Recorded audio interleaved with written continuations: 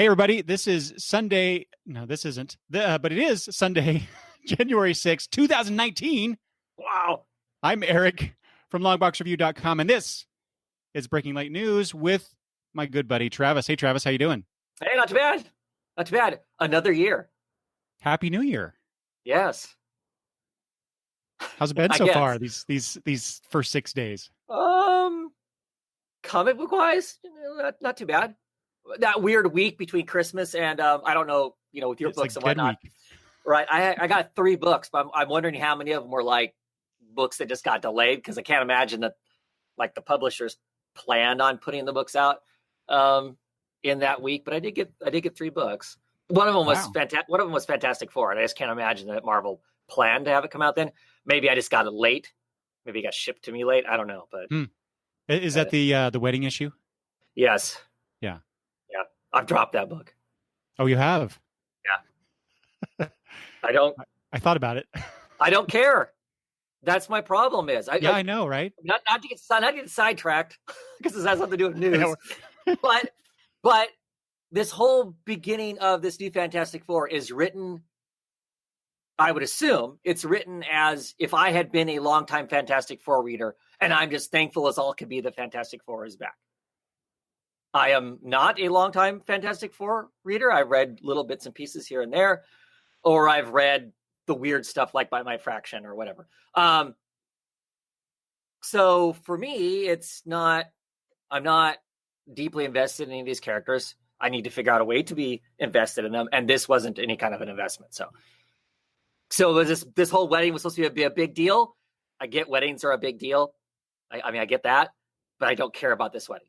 This would be like being invited to my wife's remotely random person that she knows at work, cousins getting married, and I went to the wedding. Why did I go?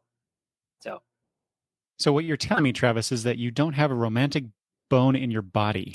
That is not true. If it would have been something that I cared about, then it'd be different. Mm-hmm. Otherwise, you don't care about Ben Grimm's happiness? No, I don't. Wow. But why? Why would I? The book hasn't given me the first 3 issues or 4 issues, whatever it is, hasn't given me a reason to. Dude, it's the Fantastic Four. You don't need a bunch of preamble, a bunch of setup for it. You already know these characters and what they're about. Okay. Well, that's probably a conversation for another episode. But yeah. So we are here to talk about the news in the comic book world for the last 2 months of 2018, November, December. Travis could not make our November monthly news talk, and that was okay, because there's really, despite how many things I put on our list, Travis, there really wasn't a whole lot going on, especially in December, which is, kind of par for the course. It's the holidays. You wouldn't expect a lot of comic book news to be coming out. So, it's probably a good thing that we were able to consolidate 2 months worth of discussion, right? In this episode. So, but I did want to, since we already started off on a tangent,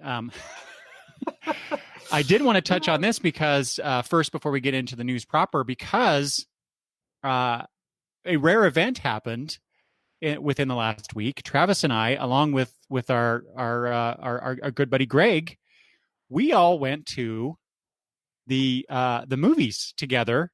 Is this the first time that we all 3 went to the same movie together in decades? Since high school, yes. Yeah. Okay. Probably since no, never mind. I won't even say that. Yeah. So it was New Year's Day, right? This last Tuesday. So yes. New Year's Day, I got this idea. Hey, if you, because I've been hearing great things about Spider-Man Into the Spider-Verse, the animated movie, and everybody that I follow on Twitter, people I'm listening to on other podcasts who have seen the movie, they are just talking up this movie like it's the best thing since sliced bread. And they kept, others were saying, you got to see this in the movie theater. and specifically, you should watch it in 3D. I'll talk about that in a second, because I think we were, but we weren't watching it in 3D. So I sent an invite to Travis and like I said, our friend Greg, and both of you miraculously were able to go. I thought, well, that's the coolest thing ever.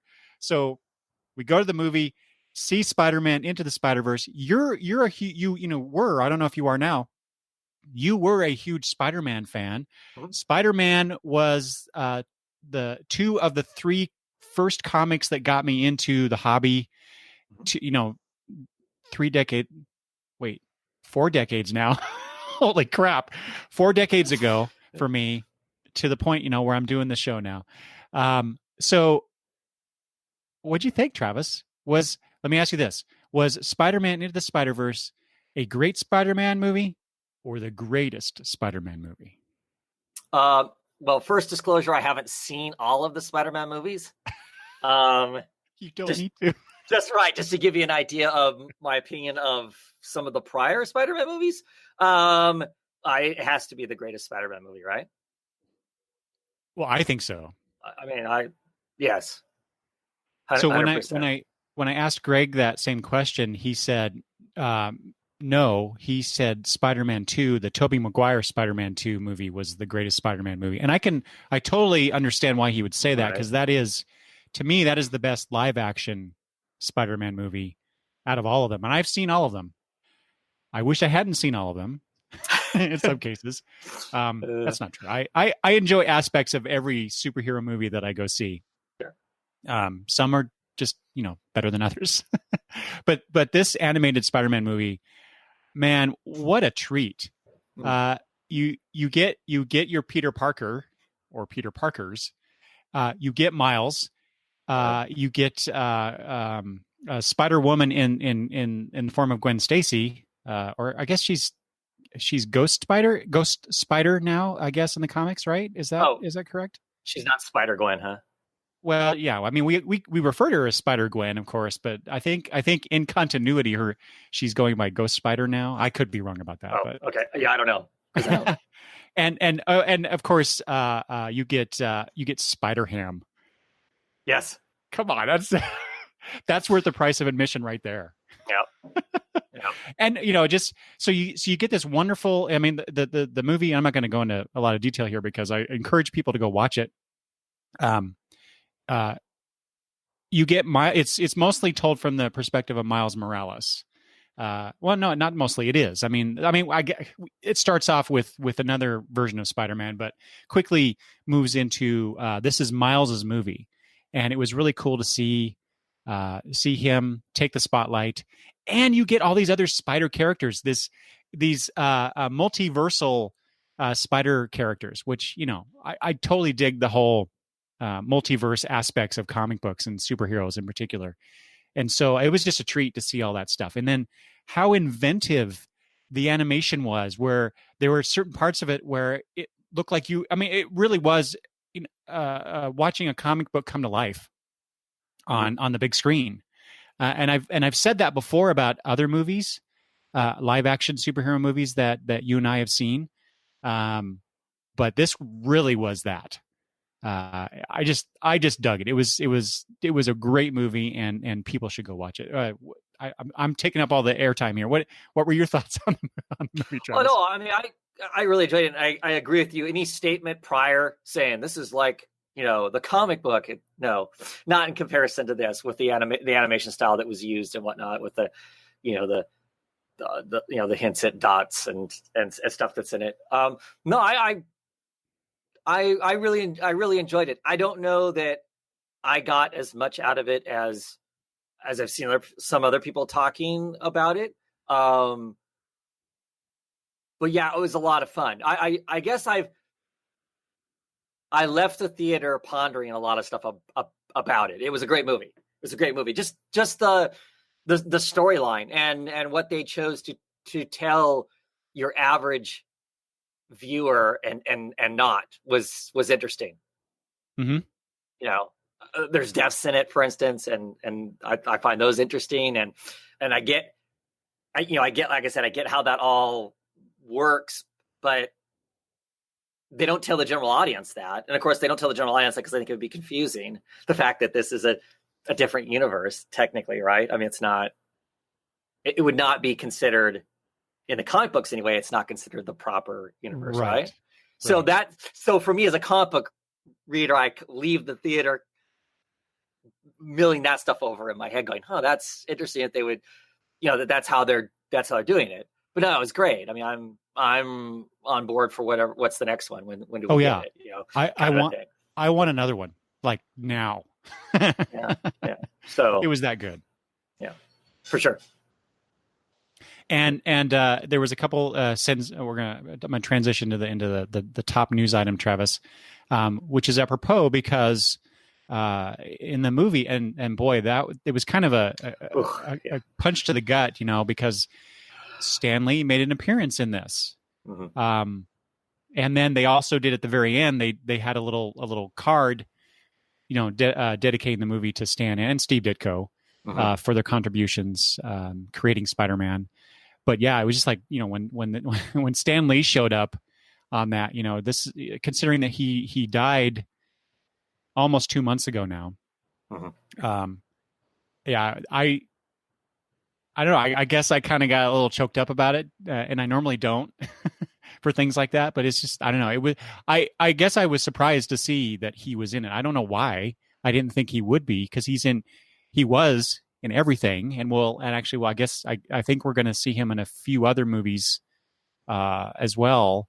Before they whatever they filmed, he or will film. Obviously he's not going to be around for. So, but anyway, I wanted to touch on this, and this is very old news, of course, but everybody in the comic book world knows this already, but you and I haven't talked about it. No. So I wanted to, and I've touched on a little bit on previous episodes of the show, but like I said, Stan Lee died almost 2 months ago. What were your thoughts about that, Travis, when you got that news? Well, I mean, it's a time. I guess it's a time to reflect back on everything he did for comics. And I'm not the biggest Stan Lee fan for a number of reasons. Exploring, comic credit and who got credit for what and who really did what, sometimes would sour my opinion, of the guy, as far as, who he is lauded as being the mastermind behind all this stuff. And it, like I said, lots of times it feels like there were a lot of other people that were involved. But I still have to acknowledge what he added to comics. He added a lot to comics. If not in the true hard creating of a entire universe of characters that we all read and love, he at least was the showman to sell all of that stuff. Oh, yeah. I mean, it's an important part of it, because if that wasn't there, it doesn't matter if Ditko or Kirby or whoever is actually creating these things. If there isn't somebody to sell that, if there isn't somebody to put that out there for us, to actually make it something that we want to see, then we wouldn't have any of this stuff. So I mean, it's a big deal. There's clearly not going to be another Stan Lee. I mean, there won't be. I mean, no. Kind of a thing. He definitely was one of a kind. Right. And the nicest guy. I say his handlers aren't very nice, but it's in my prior experiences at cons. But he was always extremely gracious of all of his fans, and I mean, even to the end. And to me, that's awesome, because I could see where pretty easily at some point in your life you get tired of that. But he embraced all of that, and that's awesome. Did you ever get to meet him, talk to him directly? No. Me either. His handlers kind of made me not want to do that. The first con I went to, where they had him at the time, he was close to other stuff that was going on, other lines that we were in and whatnot, and you could see him. He was fairly close to where we were at the time. They didn't have that stuff separated that far, and people were possibly taking pictures or not taking pictures, and the handlers were right there, like wanting to take cameras from people, and you owe money. And I mean, it was Wow. nuts. Like I said, it wasn't a Stan thing. It was the people who were trying to manage his image and whatnot. One line for whatever I was in line for to get signed or to buy. I think it was something I was going to get signed, by a lowly comic book creator. Our line curved right next to, so it butted up next to Stan's place, and you could see. I mean, Stan was like 3 arms length away, and they just knew that we were stealing pictures or something. Mm-hmm. Okay, whatever. Anyway, but no. Yeah. I first saw Stan Lee live and in person in 1996 when the first and only time I went to the San Diego Comic-Con, and I think they had some video games or something there because Greg and I went. We had an opportunity to go, right. And then he was really interested in it was either video games or some sort of computer animation or something like that, and I just happened to be, with him, and I'm looking off to my right, and I see this entourage, all these people just kind of walking very quickly through this area, and in the middle of that is Stan Lee. I'm like, I tap Greg on the shoulder. I'm like, it's Stan Lee. So that's one memory that I'll always have. And then of course I saw him at one or two cons where he was. I think it was one of the Emerald City Comic Cons that he was at, where I actually went and went to his panel, and because I just you got to go see the guy, you got to listen to him talk, and so I never actually got to one-on-one say hi or thank you or anything like that. So it's one of those things about these comic creators, especially the ones that are starting to get up there in age. I don't know. I want to at least go up and say thank you for your contributions, and I won't ever have that ability with Stan Lee. So it's sad, but the nice thing about the stuff that he and others that he worked with created is that stuff lives on, right? And we get to enjoy it, continue to enjoy it. Future generations get to discover and fall in love with this stuff too. So that's a very great legacy for Stan and others. So, all right, we got some comments here about this. So, Damien said, which I like this. My new thought on Lee is that he created the modern world of fandom that we live in. We are the true believers that he practically imagined into existence. Oh, yeah, very good. That's a very well put thought there, Damien. And Ghost Critic here says, that's what I've always said about Stan being the showman of Marvel. Without him, I doubt the likes of Kirby and Ditko would be the legends they are today. That's a good possibility. That's true. I mean, yeah, Lee sold this stuff and sold it very well. Yep. That's for sure. Yeah, and Ghost Critic also says that Ditko was a recluse, by choice, and so he's not as well known. So if it wasn't for Lee, probably Ditko would not be as known for what he is today. Yeah, right. Exactly. Damien, I don't know about this, Damien. I also think of him as the greatest editor in comics history. I have to ponder that one. I think I don't know. I want to say Julius Schwartz might make a run, have a run for that, but it's hard to say because Lee was such a showman. So anyway, well, yeah. Those are good thoughts, though. I hadn't thought about those particular angles. So thanks, guys. All right, let's move on with news. Some stuff from DC here. Before we get to the next thing, because that's really what I've been waiting 2 months to talk to Travis about this. But first, I thought this was interesting. They had we talked about this before about the whole Batwing issue with Travis. What's the name of the book? Batman. What's the name of the book in which the Batwing appeared?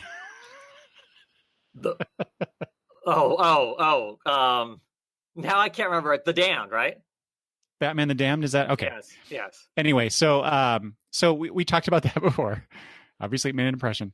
I thought this was interesting because that was the first book under the DC's Black Label, Black Label imprint, and then that controversy happened, and we were told that, and Travis rolls his eyes.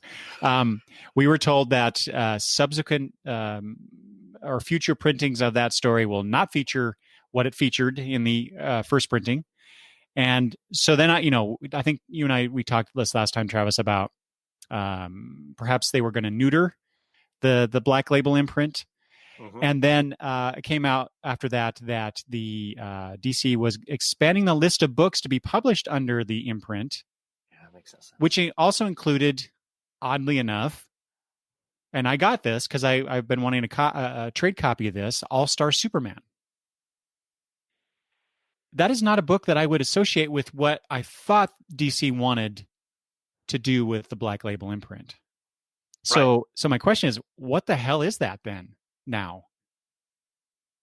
Nothing? Is it just it's just a phrase now that they're it's just a new little logo, right? To slap on the book. I can't see that it's any more than that. And whatever they choose to throw under it, they'll throw under it. So they can put Watchmen under it. They can reprevent under it. All-Star Superman. Yeah. Whatever. That's just a new place to republish it. I don't know if they think they're going to get extra sales from the youngins that are coming up that are buying, trades or comics, and with this new label and the infamous, Batwang, that they think maybe they're going to get something out of one of these books or whatever. I don't know. I don't. Well, it seems like perhaps this is their unless they'll quickly let that whole imprint labeling thing go away, given the controversy. But I think it looked like, based on the list of books, that this is basically their evergreen titles that they all they always sell and sell well. And so they're just putting it under this Black Label thing to have a thing to put them under. I mean, they could have called it anything besides Black Label, but yeah, it makes no sense to me. From what this was first billed to us as, this doesn't make any sense. I mean, even actually largely reprinting any of the stuff to me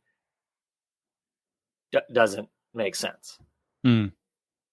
Other than, I guess, you want to loosely go, okay, it's a label where the creators are kind of supposed to have their free reign to tell whatever story they want to. I guess within a degree, Watchmen's that way. I guess within a degree, All-Star Superman is that way. It was Grant Morrison doing his own Superman story, right? I mean, so I guess if you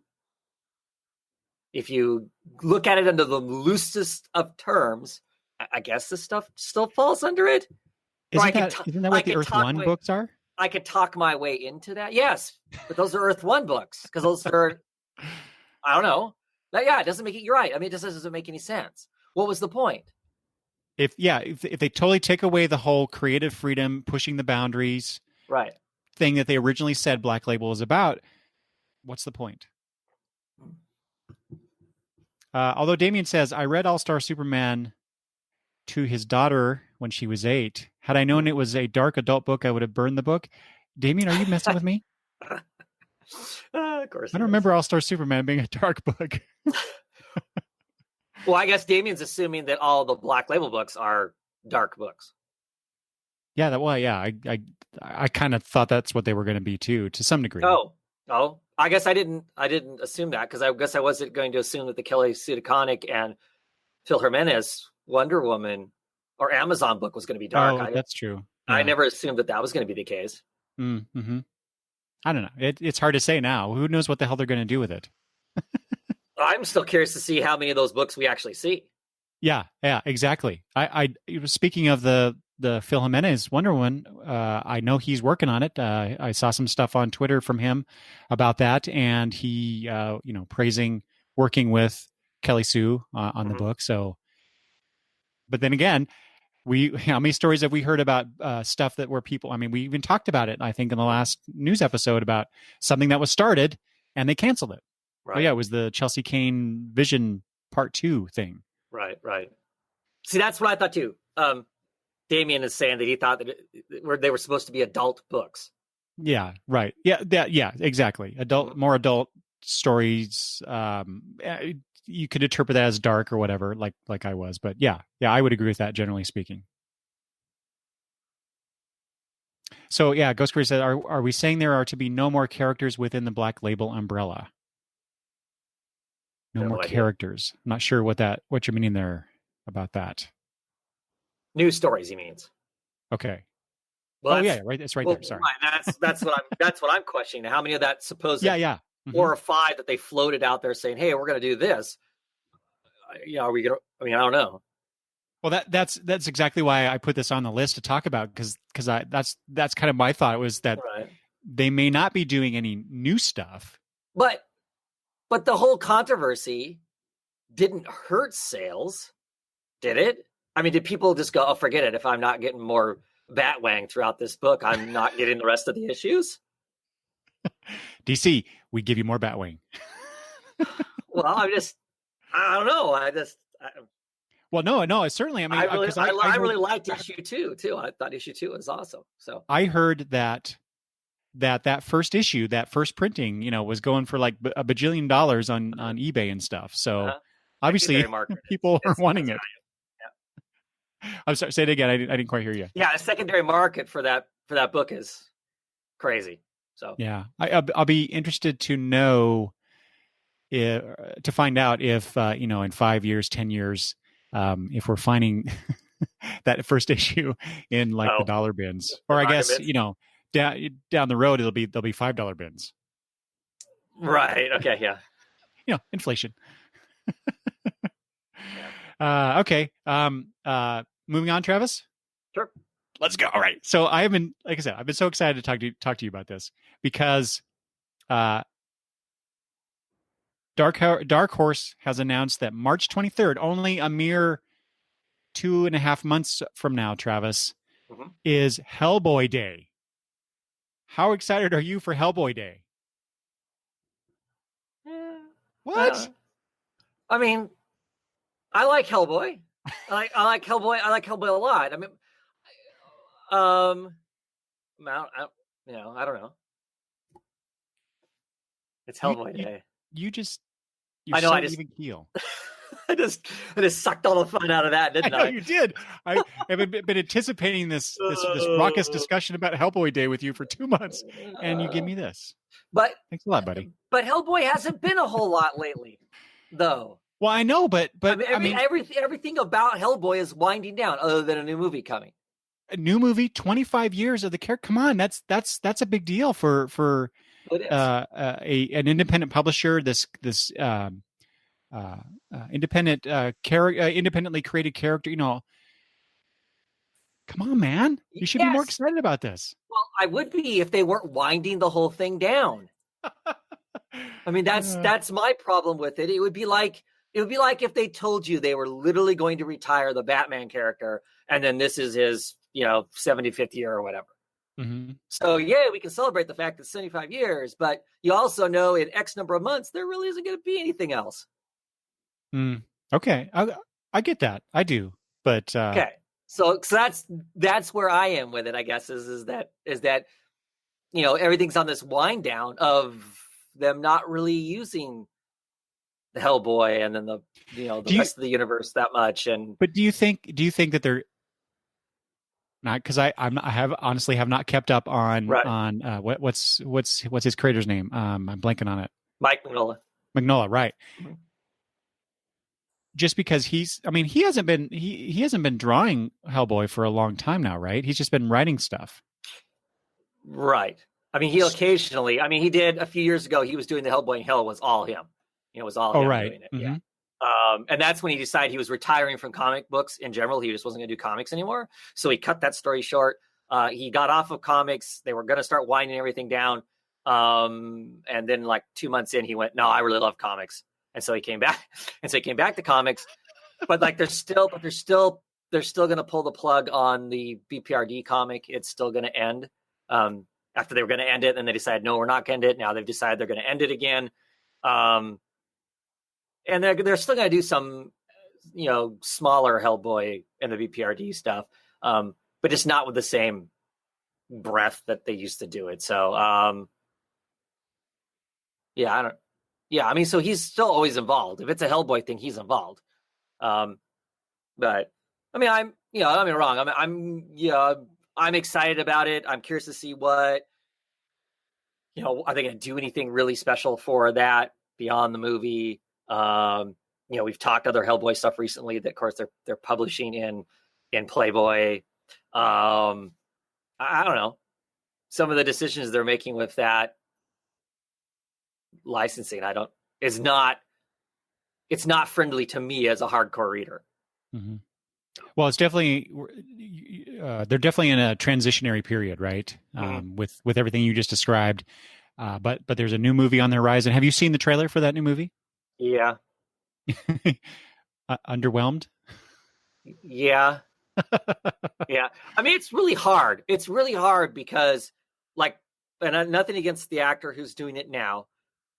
Perlman, to me, it just felt like that character was so nailed. Mm-hmm. So the way he delivered "aw crap" and the other classic kind of Hellboy lines and behavior, I don't know. I mean, don't get me wrong. I will watch it. I will be in the movie theater to watch it, unless I see something else that just makes me go, oh, this is so wrong. Whatever. But something about Hellboy looks squished wrong, and I don't know what it is. I haven't. Do you know what I mean? It's like having the wrong artist suddenly draw a character that used to be done in a particular way, and then you have another artist come along and suddenly, and that's what it feels like when I see it on screen. Because I mean, I have in my head, right, what it looks like, and now there's enough different that he looks different, and so it's just weird. So I don't know. Comic Crack in the chat here says, where is it? Don't you think everything is a marketing ploy, though, isn't it? Don't you think they'll bring him back? And so that's exactly where I was going with this, because, like I said, there's a movie. I'm sure stuff will continue to happen. It's just a matter of what it is, and I guess from the sound of it, from your description, how consistent the publisher is, or the creator. I don't know who's holding the reins specifically here. I would assume Mignola has ultimate say in what happens there, but right. You just said that they were not going to do BPRD, and then they are going to do it, and then they're not, or something like that, right? Right. Mm-hmm. That seems odd that you would backtrack like that. I don't know. But yeah, I like you. I'll go see the movie because I like the concept of Hellboy. Even though this is the weird thing, I haven't read much Hellboy. I know Travis is like, you dummy. No, it's awesome stuff. It's an awesome world. I know that's why I've been excited to talk to you about this. Right, and in Hellboy Day, yay! I actually like a lot of other stuff about the Mignola universe better than Hellboy. Oh, Hellboy is a thing in the universe, and he is cool and whatnot. I like the DC universe. Superman is a thing in the universe. I mean, he's a big player in it, but there's a lot of other really cool stuff. For me, that's how Hellboy is too. There's all these other casts of characters that are really interesting and intriguing, and this new movie is going to put some of those characters that I wouldn't have suspected to be on the screen ever are going to be on the screen, and that's intriguing and interesting to me and stuff. So I like Hellboy. Hellboy is cool, but he's really not the big stories himself. He really isn't. It's this the universe itself is a story, and that's where the really interesting stuff about the Mignola universe and pulled from the pages of Hellboy is the rest of that stuff. For me. Has there been a Hellboy video game? I don't think so. If they made one and they played up that whole aspect of the Hellboy universe, how much would you want to play that? I would own it. I'm sure. Yeah, I'm sure you would. Yeah. Well, like I said, I haven't read a whole lot of Hellboy. I have 3 trades on my shelf that I need to read. So maybe I'll do that in observance of Hellboy Day coming in March. There you go. Awesome. Okay, something that I'm excited about. Probably you are not, Travis, given your love of comic book events. But I just want to mention War of the Realms in Marvel Comics is coming. This is how out of the loop I am. I wasn't even sure I even knew what this was until I read. I'm like, what is this? So this has been a many years in the making thing that's come out of the Thor book, the Jason Aaron written Thor books, and it's been in the last not this current run of Thor comics, but the one before with spoilers if anybody hasn't read this, but Jane Foster as Thor, that started there and has been slowly building up and spilling out into the Marvel universe, and so then we're going to get this event in April, and so I have loved Aaron's run on Thor since almost the beginning, because I didn't pick it up at first, but then as soon as I read a few issues, I scoured every store. In fact, I found a bunch of them at the old Hastings that we used to have when they were doing comics there. Paid far more than I think I should have, but I wanted to read them, and have loved it ever since. Gotten all the Thor stuff that I can with Aaron at the helm. And so this whole War of the Realms thing kind of reminds me of my favorite comic book event of all time, which is Blackest Night, in that it started in a character's book and then, like I said, built up and spilled out into the larger universe. And so that I'm getting that same kind of vibe with War of the Realms, and I'm very excited to see what this is. However, the last time Jason Aaron wrote an event book, and I can't remember the name of it at the moment, I was very excited about him doing that too. I think it was not name escapes me. It wasn't. I didn't think it was all that great. So we'll see. Yeah, Comic Crack agrees. His Thor run is fantastic. And I forget. Did you read any of Aaron's Thor books? I read the first arc when he first jumped on the book. I read that. I didn't read God Bomb, which I think is would be like the third trade, I think, of his stuff. Way before the Jane Foster stuff when he first started. Mm-hmm. I did not read any of the Jane Foster stuff, and I really need to. Oh God, because I hear nothing from anybody that it isn't just like fantastic. So yeah. In fact, I think it's, other than the time, the past, present, and future Thor stuff that he did. Mm-hmm. I think the Lady Thor stuff is the much stronger work out of this so far, out of all of the stuff that he's done with Thor. Yeah. Oh yeah, Jack is here. Original Sin, and saying I really liked it. I thought it was okay. But anyway, Ghost Critic says, have you guys seen the drama surrounding the increase in the price of the first issue? Which issue are we talking about here? I don't know does that make sense to you, Travis? You know what that is? No, I don't know. I don't know what I'll keep an eye on that as we move on here. The drama for it, as opposed to, originally solicited for $4.99 going to $5.99. War of the Realms. Oh, which that's typical Marvel, right? That's true. Unfortunately, the question is: are we getting more for that dollar? Are we getting more pages? You're going to get one more page, two more pages. God. Do you remember that time I went on a rant about the price of Marvel Comics for 20 pages? Yeah. Yeah. I feel like doing that again. Okay. But moving on. But you're going to get it because it's going to be like, yes, I'm going to get it because I'm a stupid. So they can happily charge that price for it. I will happily not pick it up. Maybe I'll wait for the trade. Probably not. Okay.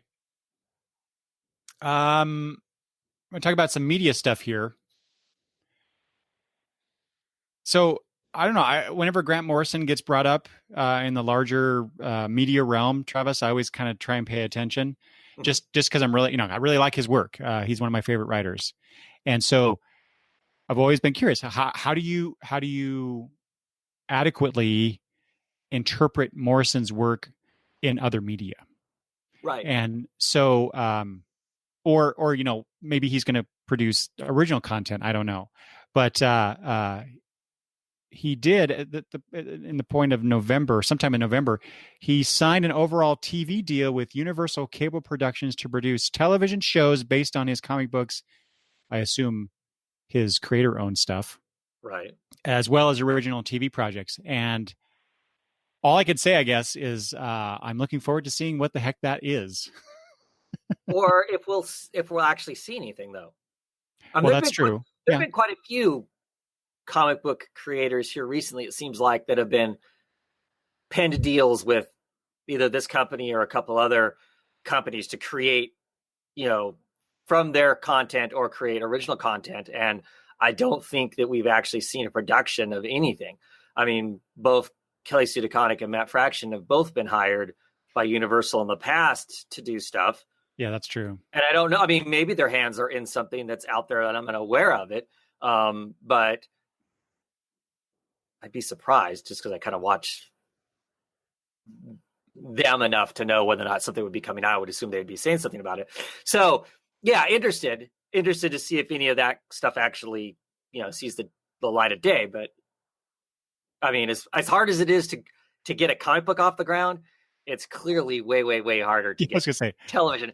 I mean, sometimes it takes years and years to get a project out to the public. Right. And I mean, granted, I feel like there's more opportunity for this, for these kinds of creators who are maybe doing something that's a little different, to get something out there, because there's so many more streaming services. There's so many more, it's not just the big networks that are they're paying to have, stuff created now. So it feels like there's more opportunity for us to see something like that. I mean, like Netflix and Amazon, they're spending billions of dollars on original content and that sort of thing. So it feels like maybe there's a possibility we see that stuff quicker if we're going to see it. But yeah, I don't know. Yeah. Hey, speaking of, have you watched the new Deadly Class series? Yes. You have? Well, I watched the first one because it's on YouTube. So I watched. It doesn't actually start until the 16th or the 19th of January. Oh, okay. It's when it starts on Sci-Fi. But I have watched the pilot. The pilot is on YouTube. The Sci-Fi Channel has a YouTube channel, and it's on YouTube, so you can watch the whole thing. Yeah, I've watched it twice, actually. Twice? Yeah. Because I don't do anything more than once. Because I have all the free time in the world. I've watched it twice, and I will probably watch it a third time when it actually is on television. Really? I will watch it because then I'll watch it with the entire family. I've watched it with bits and pieces of my family. Yeah. Is it that good that you wanted to watch it again? It's not bad. See, a resounding endorsement for Travis. It's not that bad.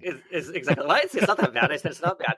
No, I really enjoyed it. There's aspects of it I really like. It's really, really weird to watch, though. As somebody who is, been reading Deadly Class from the beginning, is definitely a very hardcore Deadly Class fan.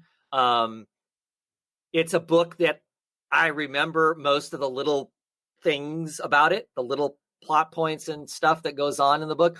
So the first 54 minutes of the show touch on stuff that happens like in issue 20 something in some cases of the comic. So it's just really weird in the case of an independent book where the story is very defined, to now suddenly have another product coming out that's seems to be telling the same story, but it's telling it in a different progression. So it's just really weird. It's just really strange to see that. It's a really strange figure. So I watched the first time just to go, wow, well, this is cool. Oh, but that person looks exactly like. Oh, that's awesome music. There's great music in it. Rick Remender is heavily involved in it, so it really comes across as being his book, which I think is really cool. And then the second time I watched it, it was more of like watching it and going, ooh, wow, they pulled that piece in, and that piece is from, like I said, way in the future of the book. I mean, they're showing the rat skeleton in the box in the first 20 minutes of the show, and that doesn't show up until much later on that they're applied that they're rats. And I don't know, there's just aspects of it that make me spoilers, man. I've only read the first 2 or 3 trades. Oh, so you haven't gotten to the end of the first year of school? I don't think so. Oh, you'd know. Okay, then no. Because it gets insane. But at any rate, so so like I said, it's cool. It's really cool. It's just really interesting trying to like I said, put the comic book brain away on it, so I'm not like going, spending all my time pausing it and going, when did that? And then starting it again. Yeah. So. I remember feeling similarly when I watched The Walking Dead, because I had read, I don't know how many trades before the series came, and they messed around with the timeline a little bit there too. I think based on your description of what they're doing with Deadly Class, I think The Walking Dead was perhaps a little more linear than that. They weren't jumping too far ahead. But then my daughter got into watching The Walking Dead. Well, not her, actually. She was the unhappy recipient, I think, because her husband was into it. And she was trying to, be a good partner and try to be interested in what her husband was, even though she wasn't. But so they would talk with me about it, and they would describe things that were happening in the show. I'm like, oh, you just wait. Yeah. Or I'd ask, has Negan showed up yet? Oh, so things like that. So it was a lot of fun. Yeah. Speaking of things that may have debuted recently, you watched that first episode of Daily Class on YouTube. Just yesterday, this is timely. Just yesterday, I spent a good chunk of time in the late morning, early afternoon, watching the first 3 episodes of the new Young Justice Outsiders series, exclusively appearing now on the DC Universe app, because, yes, I did subscribe to that so I could watch Titans. And also, more importantly, Young Justice Season 3. Right. So I forget, you're not a subscriber to that service, right? I am not yet. Once all of the Young Justice is out, I'll probably subscribe long enough so when I've got some free time, so me and the kids can binge watch that. I mean, because to get that cartoon back, to finish up whatever, we're excited about that. So okay, well, and then I'll watch the other stuff in between. So okay, we'll definitely have to talk, because I'll be very curious as to your reaction for Young Justice. I mean, based on what I've seen so far of the first 3 episodes. Right. Well, I've seen some of your tweets about it. So hopefully I didn't spoil anything for you. No. I tried not to, but because it's interesting. I will say this, because originally I put this on here because it was news that January 4th was the debut of the series. But we didn't talk about it in November. And so what I was going to say then, I'll say it now, was that the trailer for the series left me a bit whelmed. And if you know the Young Justice, Robin in Young Justice, you know what the importance of that word is. I was not impressed by that trailer, which I was like, oh no, they broke it. They broke my favorite animated superhero series of all time. But I will say that the first 3 episodes, it's better than the trailer leads you to believe. And I'll leave it at that. It was certainly nice, though, to revisit that universe after so long an absence. I was gonna say that's part of it, all right, is just the having that much time between seasons. Mm-hmm. Yeah. How do you recapture what you were doing before? And can you? Exactly. And yeah, I can't wait for you to see it, because I have things to say about it, but I won't say them here.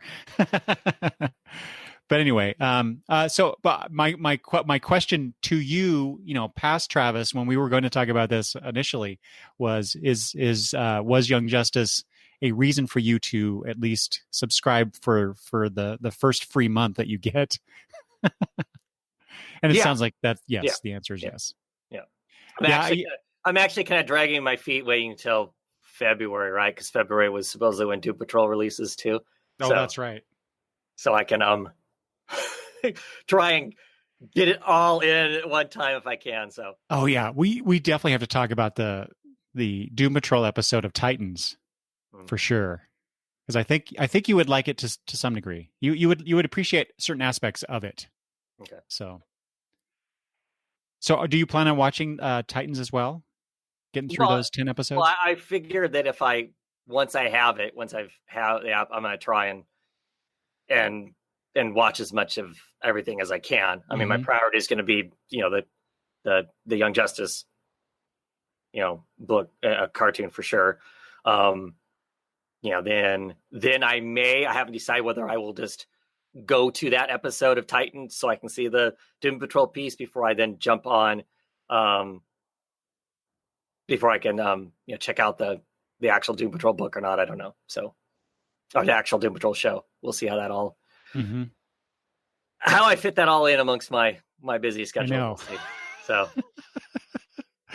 yeah, no, I was just thinking about that with work, your own comic book videos that you do on YouTube, the gaming that you do, because I know you're trying to get through Red Dead Redemption 2. Our small group Sunday night things. Yeah. So yeah. So I mean, so where does the DC shows fall in comparison to like all the superhero shows that's on network television? The CW stuff? Yeah. What do you mean? In tone, in production value, what? Well, kind of all around. I mean, am I looking at the same basically sort of thing, except they can be edgier if they want to because they're not on network television? Or I would definitely say they're edgier. I don't. It's not that kind of corniness that I associate with the CW shows. Right. The extra drama. That kind of drama is not. There's a little bit of that, but yeah, it's more. They're definitely going for more of a.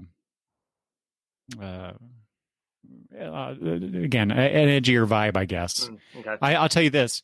I was watching a couple episodes last night with my wife because I'm trying to get caught up on it. And I had to, mostly for her sake, but there was a lot of blood splatter in a couple episodes right next to each other. And so, and even by the end of that second episode, I'm like, I need to go watch something else. Okay. for a bit. So yeah, they're definitely going for that. But I think Titans in general has gotten better over the last few episodes. And from what I hear, people who have watched it and who have responded on Twitter to me, it gets even better. I don't know what that means yet. Maybe they like more blood than I do. But I'm looking forward to seeing where this goes. Cool. And yeah, Jack here says Titans is definitely R-rated. Okay. I don't know about that. Well, maybe. I don't know. Maybe I'm out of the loop of what R ratings are nowadays. Probably. You're probably right. And also, Jack says DC TV has a multiverse, which I was going to point that out in regards to the Spider-Man discussion earlier on. I think Into the Spider-Verse definitely owes a bit of thanks to DC in terms of that whole multiversal thing. I just want to point that out. Cool. DC did it first, and I love that. Anyway, it's all good, though. It's all good. I don't care. Marvel can do it. Dark Horse can do it. Image can do it. Well, maybe not. I don't know. Give me more multiverse. I love multiverse stuff. That's all I want to say. Okay. A few more things media related. We talked about Grant Morrison. I thought this was interesting. Black Hammer. Again, who knows where we're going to see this, right, Travis? Exactly. Black Hammer has been optioned for film and TV development by Legendary Entertainment. I don't know. What do you think about this? Would you like to see Black Hammer on some screen, small, big, whatever? Oh, it'd be interesting. I've really been enjoying that whole thing as a whole. Oh yeah, it's a lot of fun.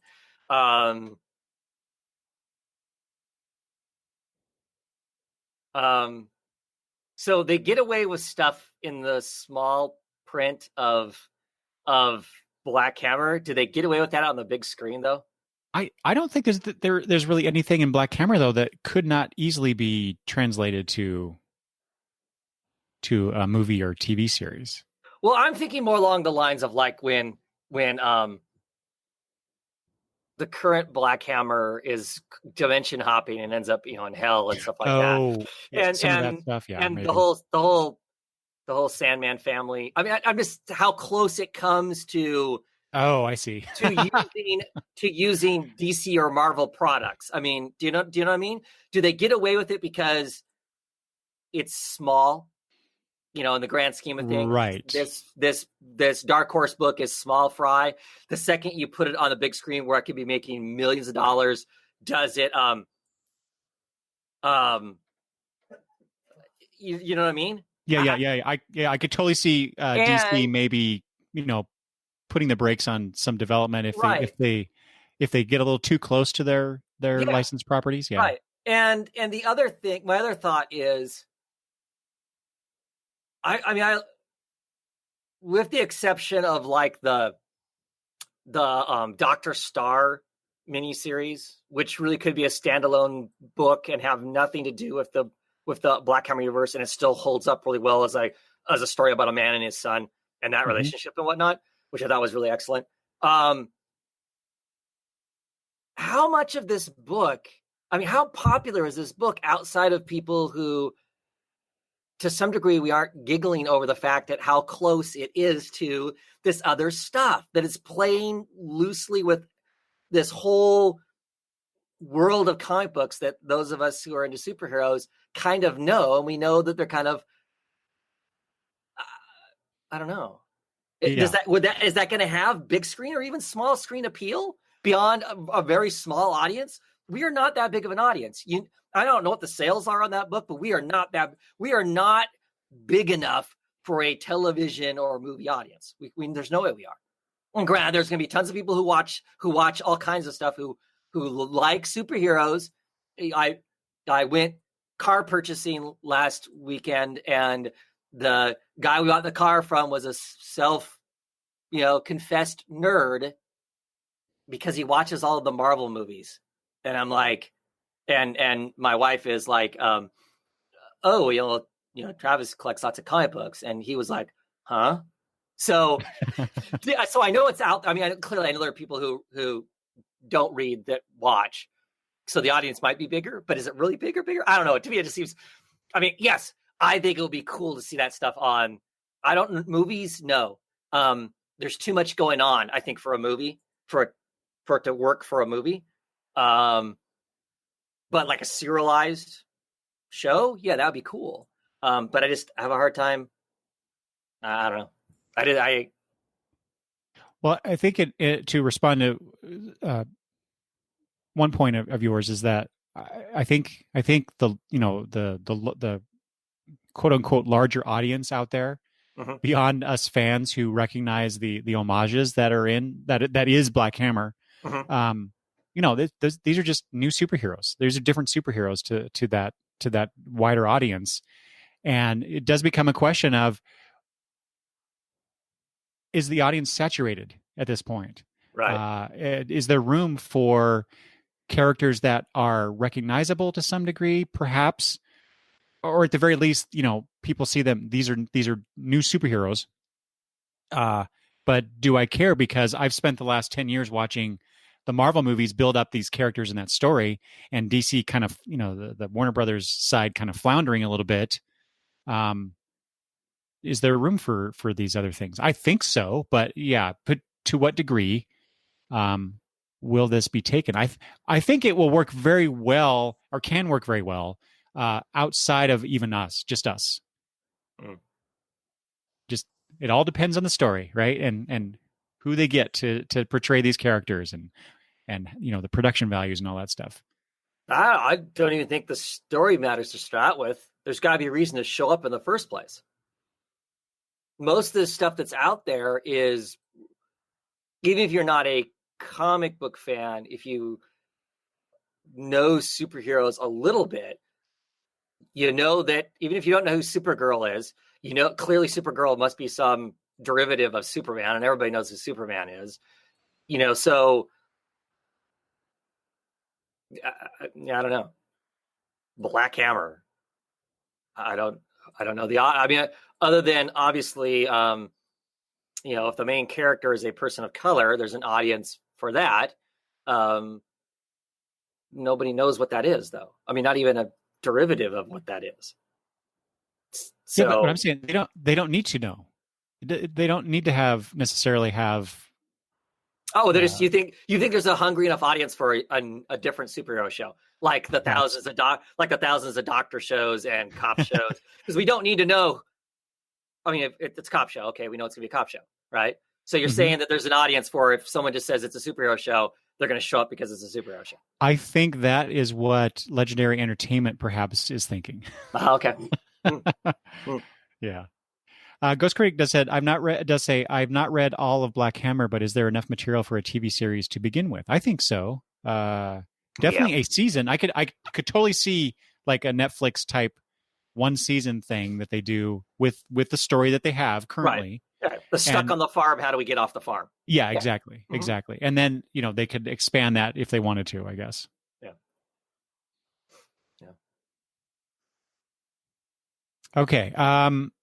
Let's see here. Oh, one last thing before we move on to, I think, December news at that point. No, never mind. That's the fourth page. Yes. Netflix canceled Daredevil. Wow. No season 4 of Daredevil. And I will say I've only watched the first season, and it was great. All I've heard is how the third season was even better. I am a third of the way through the third season right now, and it is really, really good. Is it? Yeah. So, I mean, what the hell? What if I mean, because you know, it seems to have garnered a pretty positive viewer and critical response. Why would you Of course, that's the eternal question for anything that gets canceled on television, right? Especially things that get that kind of vibe. Why would you cancel Star Trek? Come on. So yeah, I don't know. Is this a bad thing? Is this a bad portent to come for the Netflix Marvel stuff? I mean, isn't the only thing that they haven't canceled now is Jessica Jones officially and no, it's canceled. Punisher? There is a season 2 Punisher because I've started seeing stuff coming for it. But my assumption is it's gone after this season. Yeah, and all of the Marvel stuff is gone then. Yeah, it's interesting. I mean, I don't know how much that is foreshadowing of Marvel's going to attempt to do it on the Disney thing. Well, that's what a lot of people are saying. You know, how much of it is that? Were the other shows not successful enough, and Daredevil's getting too expensive? You know, are the actors asking for too much? There's all that. All that stuff. So, or do they really think that it's? I just can't believe that. I just can't believe that it has the Daredevil show at least has lost its energy in comparison to all the other stuff, unless it's so expensive versus how much it's watched. That it would not still be being produced. It just surprises me. So yeah, I was very surprised when I got that news. I wasn't surprised when Iron Fist was canceled, for instance. Okay, that seems to be everybody's least favorite of all of them, even though second season I feel like redeems the first season and sets up really, really cool stuff for a third season that we'll never see, which is a serious bummer. So that's a bummer.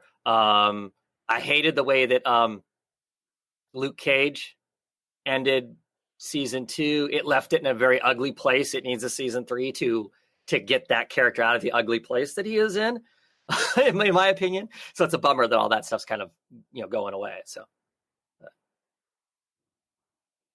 well, and I won't be picking up, as much as I enjoyed all these shows, I will not be picking up a Disney streaming service. If I'm not getting a DC streaming service, there's no way in hell I'm picking up a Disney streaming service. So, But Travis, you can watch Mickey Mouse and stuff. yep.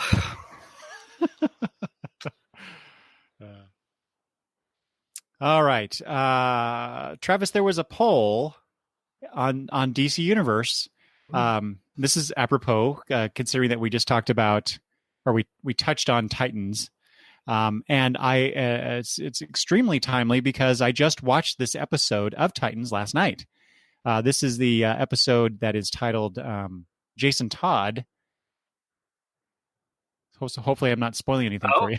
Okay, no, that's cool. I know. Don't worry about it, man. There's nothing you can talk about that's gonna like wreck that for me. So, but so there is there was this poll on DC Universe. So as of this is as of November 26th, there was a poll. If you could rewrite the history, do you remember the voting for Robin, that telephone number that we could call? Yeah. So it says, if you could rewrite the history of 1988's Batman Death in the Family poll, would Jason Todd live or die? And I remember, we bought those issues, right? I did. You did too, right? Oh yeah. Did you participate in that poll? I couldn't because I lived in an old timey place where I had a rotary phone, and a rotary phone, you had to have a push button, and we didn't have a push button phone. So no, I did not vote. Well, and how would I have voted then? Well, before we do that, okay. I didn't, because it cost, back then, boys and girls, when you dialed a 900 number, which I think that's what it was, it cost you money. They charged your phone bill for that, and my parents would not allow that. However, how much was it? Do you remember? I don't remember. I have to go. I have to pull out the issues and see. I have to look, because was it more than a comic book? And I'm curious to know. It was. If it wasn't, it was pretty close. Yeah. But so my parents would have lost their minds too. I know. You did what? Both of ours. But had I the opportunity, I would have voted no. At that time, I thought Jason Todd was not Robin. He was this other thing masquerading as Robin, but it was an interesting way to tell a story, to have a different dynamic between, pardon the pun, between Batman and Robin. So I would have voted no. What about you? What would you have voted? I would have voted to have him killed. Oh, of course you would. Not because I hate the character. I mean, because he was. I have gone back and read a bunch of those recently as I was rebagging stuff and whatnot, so I kind of perusing through them. I appreciate those stories more now than I did then, just because, whatever. But if I had to vote now, I would still vote to have him killed. Really? So you, as an adult, as a old man, I would vote to have him killed. I would too, because, well, no, I wouldn't. I would not, because then we wouldn't have the stupid Red Hood character. Anyway, moving on. So you'd be in the minority. Yes, I would be. I see that. So that poll, as I said, November 26th, 27% of the people voted don't live, and 73% voted that he would live. Is that just because, but way back in the day, only the cynics had money? Maybe. Or the cynics. You're talking about the bloodthirsty. Well, that's, yeah.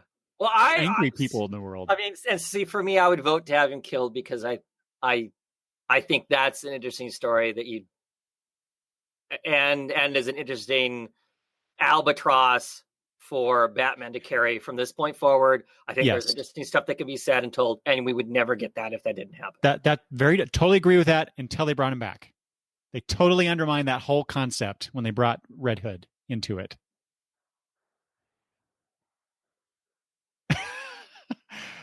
Jack agrees with me. Jack said, I voted for him to live. My parents were angry. So Jack, you were willing to risk the wrath of your parents there. Yeah. That's good. That was brave of you. I was not that brave. Yeah, I didn't want to be thrown out of the house over a phone call. So I was already doing all the chores. What more could they do to me? So speaking of Batman, Travis, let's move on to the next one. Uh, Oh wait, Ghost Creek says perhaps having him survive would have changed Todd's outlook on being Robin. That's true. That's kind of what I was hoping for. That's what I wanted to see, but obviously we didn't get that. We got the better Robin after that, right, Travis? no, the worst Robin ever. Sorry, Oh, I'm trolling Travis now. oh. Speaking of Batman, so it was. I think it was in last. No, yeah. Was it December's previews where they solicited the Batman Flash crossover, Yes, the Heroes in Crisis tie-in thing? yes.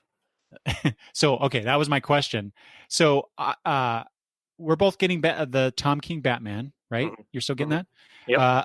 I'm loving it. I think it's one of the best mainstream superhero tales that I'm reading right now.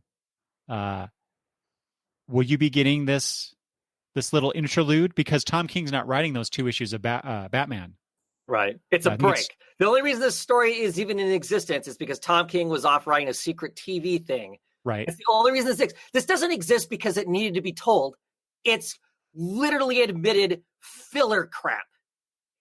Yes, I am getting the Batman issues. I am not getting the Flash issues. Whoa. Okay, wait a minute. Based on your initial reaction there, I would have said, okay, Travis is not getting these. That was a stupid question. But you're getting them? Yeah. Are you also getting the Flash issues? No. I'm getting Batman issues just because it's, you know what I mean? It's the collector thing. Okay. 100%. I will read them and be irritated as shit all the way through them. I can guarantee you. See, I didn't. I did not order them. Good for you. Good for you. You are the better man than I am. No, because I regret it. because of the collector mentality that I have. But I'm trying to do a new thing where I cut it out if I don't like it. Yeah, I am doing that with some books. I am just like, okay, but no, not they do it what I'm reading. No, not doing it. And then there's other books that I've been collecting for forever, and so. Well, they're going to issue a trade of these 4 issues with, I'm sure, extra material to justify the $15.99 price or whatever. But so if I hear that it's it's good, I guess, or I'll pick it up there. Or maybe Travis, being the good friend that he is, might let me borrow those issues.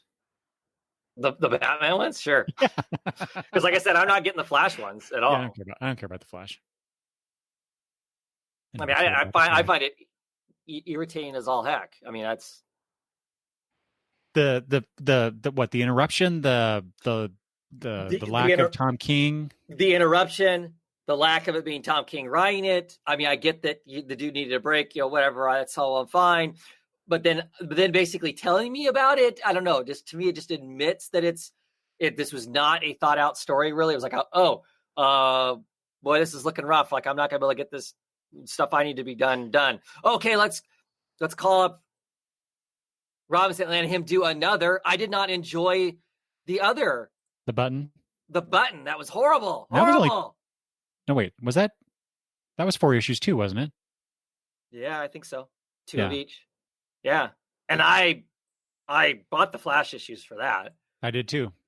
And I think that's why I decided not to purchase right. all 4 was I was like, Same. the button was like, Same creator doing another throwaway something I'm supposed to, and there's just no way that is not going to feel incredibly disruptive for the story and tone that is currently going on in Tom King's thing. Exactly. Because another reason why I said no. Because it is clearly this, and there's just no way. There's no way. Even if you want to say that the Heroes in Crisis stuff has the same tone as the Batman thing, and I don't think it does. It's gonna be just completely disruptive. I'm really surprised you're getting those issues, Travis. Trust me, I went through the entire thing, ordered all my comics, and then went, oh Jesus, I'm gonna go back and get those just because. All right. And it may be a month of Batman I just don't read. So wait, what? You're going to get the issues but not read them? I'll flip through them. I don't know that I'll actually read them. Oh my God. I know, it's horrible, isn't it? That's just the dumbest thing ever. Thank God I give them at a discount. We need help, Travis. We need help. Yep. Well, clearly you don't. Um, You managed to. no, believe me. Speaking, I'm sure Midtown Comics will have them on sale. They'll mail them to you. that's true. That's true. Speaking of the button, Jack says, "Wasn't the last Batman Flash crossover a dud?" I would think so. And Carlos says the button was a lot of nothing. Yes, It was a lot of nothing. Exactly. 100%. Although I did really enjoy that one. I could find gold in anything. I think because I really like that one Flash cover featuring the Golden Age Flash, the Jay Garrick Flash. Mhm. I love that cover. I thought it was a nice cover. Everything else about that whole thing, Okay. I was going to try and transition somehow into speaking of things that are ending, but that doesn't quite work. Oh yeah, I'm interrupting my Batman run. That's the connection here. It was recently, DC Nation, the magazine that we've been getting for free. If you ordered it from DC, it's ending. It's ended with the last issue. I think that we actually got. Mm-hmm. Did you read those? Did you get those and did you read them? I ordered the first one and I just been getting them. I haven't ordered them. I don't click a button. I don't click a button anywhere. They just send them to me. So that's something that our provider gives us. Okay, I couldn't remember if I did the same thing. Yeah, it's just free material. Now, do I read them? No.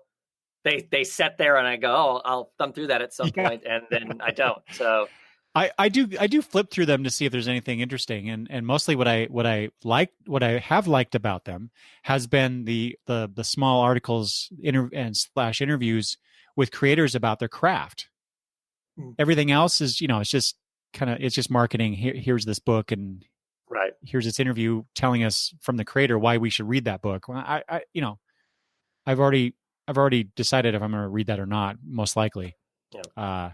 But the craft stuff I have liked. I just thought it was interesting that they're ending that, mostly because I wasn't sure why they were doing it in the first place. Exactly. What their goal was, what they were trying to accomplish with it. Because anytime we see a magazine like that, I mean, Image Plus was essentially the same thing. Did Marvel do one? Was Marvel doing one? I can't remember now. But not that I remember. Yeah, they all seem, they all get published for a while and then they quickly go away. So I don't know. Well, here's my thing. To me, the DC Nation thing feels like the extra stuff that's loaded into my comic.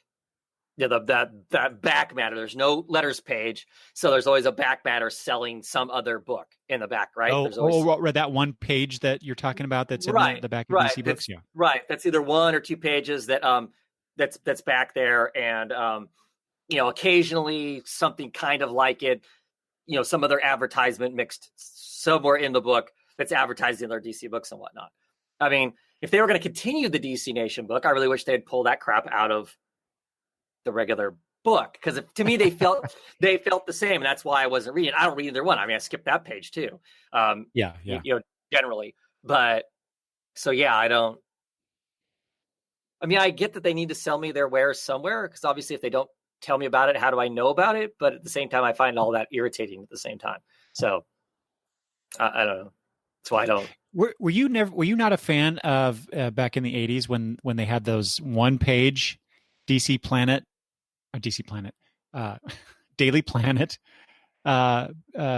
promotional pages? No, you know what I'm talking about? No, yeah, I know what you're talking about, and that was great, because it would give me an idea of what's coming, right? Of potential other stuff that's out there. We're in a completely different world now, right? Sure. That stuff back then, that was the only way you were ever going to know it existed, unless you went to a comic book store and the comic book store chose to get it in. Well, that was even before comic book stores. Right. But I mean, so that's still the way you would know, right? That's the only way you know something exists to even begin to look for it, for whatever that was. Mm-hmm. But we're in a different world now. Right. So we don't need that stuff, you're saying. Right. Well, I don't read digital comics. If you buy a current DC book, Does it have that stuff in there? Oh, good point. I don't know. Does anybody in the chat know about this? Speaking of the chat, Ghost Critic said, "Did Marvel try with Foom?" I think that's what I was thinking of. Was I swear that I got one issue of a relaunched Foom magazine from Marvel, and then I didn't see another one. And I don't know if that was just because I missed it and I had to actively get it, unlike the DC Nation one where I just seem to have gotten it in my order, right? Or if they just did one and that was it. Yeah, because like I said, I ordered I remember the first DC Nation being on our thing to order. I remember it being a thing to order, and then after I didn't order it again. You didn't add it to your poll list, your DCBS poll list? No. Yeah. Nope. Okay. Interesting. Anyway, so at the very least, I'll be curious to discover what this relaunched DC Nation is, what its purpose is, how different is it going to be from what it was. Yeah. And Jack says Foom was a one shot. What was the point then? Why would they just do one thing like that? That was weird. I find these comic book magazine, promotional magazine type things interesting and weird. Yeah. All right, Travis, guess what? How long have we been recording? we're finally to December. Hey, we're only an hour and 20-ish minutes in. Wow. And we've gotten to the December 2018 news. That's pretty good for us. I know, right? Okay. I wanted to point out because I read this anthology and loved it. Jack says the Foom one shot was pointless. I agree. Anyway, I love this anthology, Travis. I don't know if you got this and read it, so I'm curious. Yeah. The IDW DC Comics Love is Love anthology. Did you get that? I did not. I know, right? Oh, dude, I'm gonna let you borrow that because I think you and especially your lovely wife would really like that book. Anyway, so this was the book that was published. It's unfortunately one of the, it's one of those anthology series that has been happening recently in the last couple of years, where comic creators get together and throw some work together, and then proceeds from the sales of those books go to helping others in some tragedy. And Love is Love was the response to the Pulse nightclub tragedy. And the reason I want to point this out is because it is, at the time that early December that I wrote this down, it has raised over $216,000 so far for LGBTQ charities. Mm-hmm. And I just think that's a great thing. I have been getting all of those kinds of charitable anthologies that have been published in like I said, the last year or two. The most recent one I got is the 24 panel. I think it's what it's called. This was to help the victims of that building fire in, I think it was London. Yes. Mm-hmm. It's the least I can do, as a comic reader, as a human being to contribute to somebody else, to help them deal with the tragedies that they've experienced, or their families. Anyway, I just thought it was really cool that that particular one has raised that much money. Mm-hmm. I know who says comics don't make a difference in people's lives, and like I said, I'll let you borrow it, but I encourage everybody to go buy it, help out a little bit. Yeah. Okay. Okay, Travis, we talked about this. We were looking forward to this next book, The Other History of the DC Universe. Right. Well, it goes just like the last time we did one of these, didn't we talk about our debate on do we pick it up or not pick it up? Because it was going to be prose with pictures or whatever it was going to be. Uh-huh. Yes. And, knows if our attitude was mirrored with other people out in the buying world, but we received news that series will be resolicited at a later date. Uh-oh. Full disclosure, I did ultimately order it. You know, we talked about whether we were going to get it or just wait for it to be all one thing. Yep. I did. I decided, no, I'm going to get the first one, at least just to get an idea of what it's like. But my order didn't count, obviously. Or didn't count enough. I think it was you that pointed this out to me on Twitter, I think, or text or something, and I'm like, oops, it's all my fault. Yep, because you didn't order it. I did not pre-order that first issue. I was going to wait for the trade, but that's too bad. I still want to see this. I want them to publish it. I think the ideas sound. I like the concept. I really want to read these stories. Mm-hmm. Apparently, I need to. If they resolicit this, I need to pre-order the individual issues. Wow. So, anyway. We talked Spider-Man up at the top of the show. Here's another Spider-Man related story. What do you think about this, Travis? They're going to come out with a series. I think it's a limited series, Spider-Man Life Story, where they're going to tell tell stories about Spider-Man, but told in real time. So they're going to start off. So Spider-Man first appeared in. Oh gosh, 1962? 62 or 63, my guess. Yeah, I think it was 62. But apparently they're starting with the first story is going to be focused on Spider-Man during the Vietnam War. What do you think of this turn of events in Spider-Man publishing history? Is this something worthwhile? Is this, what are we going to get out of this? Right. I guess it depends who the creators are. I mean, that'd be my first thought as to this is either going to be really corny and really bad, or I don't know. I find it. I just think that's such a hard story. So he doesn't get drafted, or does he get drafted? If he doesn't get drafted, it's real easy to kind of walk around the edges of it. I mean, if Parker gets drafted, then it becomes a whole different kind of complicated thing, doesn't it? I mean, how does Superman? I mean, how does Spider-Man? I don't know. Like I said, I would be really curious as to who is making it. I mean, I might be interested in actually reading that, but that's such a serious subject. Right. And I don't, I mean, not to say there aren't serious stories of Spider-Man, because clearly there are. But largely that's not Spider-Man's strong point.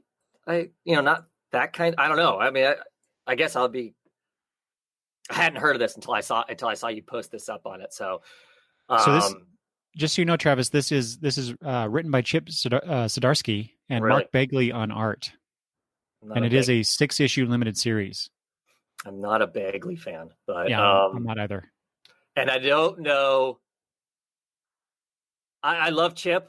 I don't know if I trust him on that though. Yeah. So just to clarify, the beginning of the story, for issue number 1 for the Vietnam story, the year is 1966. So. If they start with him becoming Spider-Man in 62, as he was in publication history, he's been Spider-Man now for 3 to 4 years. I might pick that up. 6 issues. I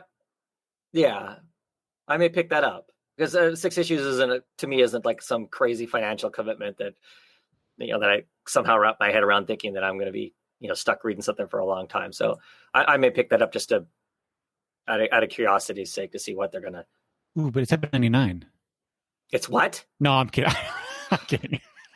No, I'm not picking it up then. I don't know. I actually don't know what the price is. If it's $7.99, like, no, I'm out. Sorry. Just that quickly. I was just joking, folks. Just joking.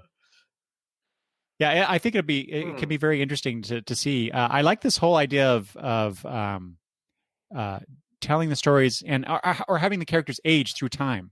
Yeah, that was something that I did. Many years ago. I used to write my own superhero fiction, And that was one of the things that I did in my stories and always wanted to see in comic books was to see these characters age and adjust as they became older and why they did what they did. Anyway, I like this concept, in other words, and so I'm very intrigued by this. Yeah. I don't, like you said, I'm not a big Bagley fan, so that's kind of a big minus in my mind. But right, same. And I also haven't read a whole lot of Zdarsky with him writing.